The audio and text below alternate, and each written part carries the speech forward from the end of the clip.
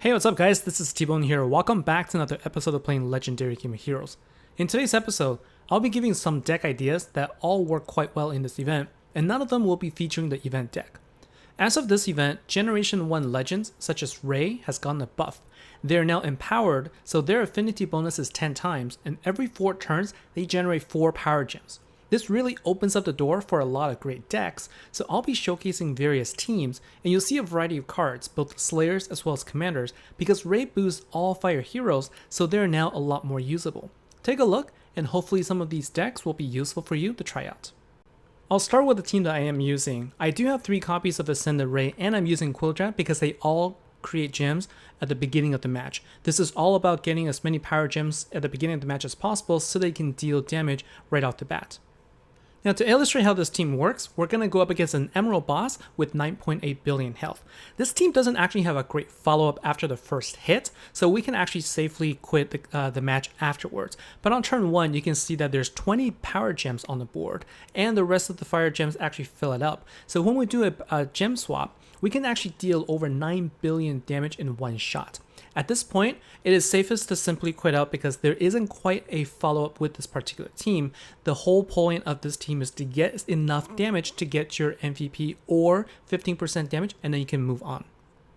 The next team I'm going to show is a Gemfall type deck that features Galena and also Infernal Squall. Notice that Infernal Squall is actually a commander card here, but she will get boosted by Ray.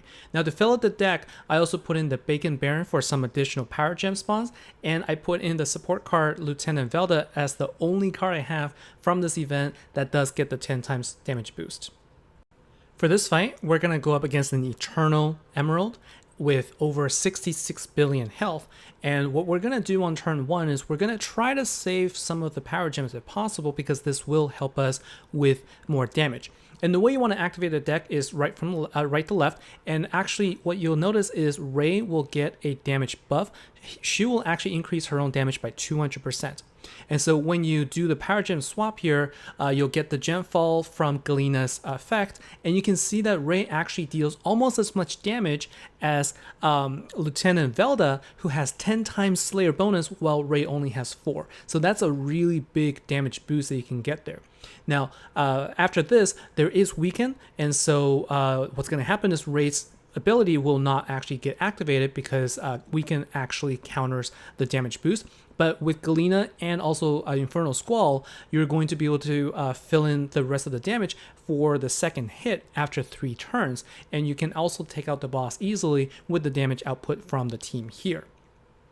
Now, if you don't have Infernal Squall, you can also use the Night Sun for the same effect because it is a gem destroyer. Now, Night Sun is also in the Fire Ancient card, so you can actually use a Fire Commander Relic, the Rapid Ricochet, to spawn a Power Gem 3 when there's sufficient gems on the board. Activation order is the same from right to left, and remember again, Ray will double her damage if you activate her skill. And so doing a power gem swap here, you get the Gemfall effect. It is going to deal a little bit less damage because it doesn't have as many power gems as the previous team, but it still deals over 30 billion damage. I got 2 copies of Bestiarius, one from Collection and one from Tier 3 of the Master Pack, so I'm going to be using this team as well. And I put in Gladia to dispel Power Gem Silence, and then Admiral Applewood as another Generation 3 card, plus Gem Spawn as well. The way to play this deck is a little bit different than the other decks I've shown. This is not a turn 2 deck, and because of that, Gladia is going to be very important to make sure that you can actually dispel Power Gem Silence if that's the boss that you're going up against. So the way you want to play this is simply let the power gems passively spawn. As long as there's at least 1 power gem on the board, every copy of Bestiarius will create a Power Gem 3. And additionally, any other relics that spawns power gems will also create gems there.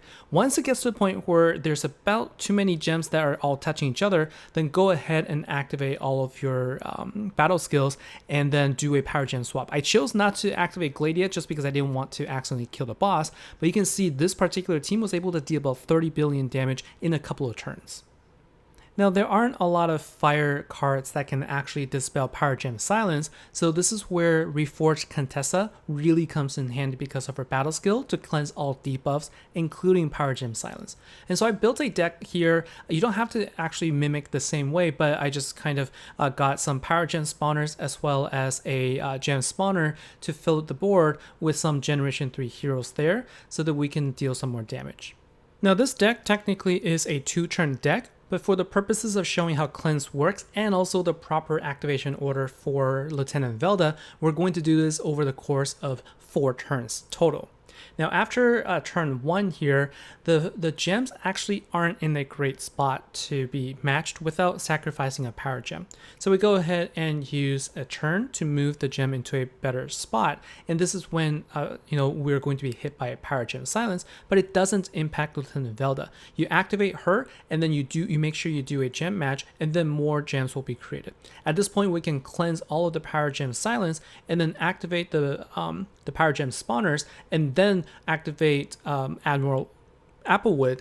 At this point, we can do a power gem swap, and this team can do pretty good damage as well. It can deal over 40 billion damage to take out the boss. That's all for today's episode. Thanks a lot for watching. I wanted to show that there are a lot of possibilities for decent damage output, even if you don't have the event deck itself. The buff to the legend cards really has opened up a lot of doors for interesting decks, and I encourage you to mix and match cards from both Commander and Slayer events. I'd love to hear what teams you come up with. Put them in the comments below, and if you haven't yet, make sure to subscribe and hit the notification bell for future episodes and streams. Thanks a lot for watching, take care, and see you next time.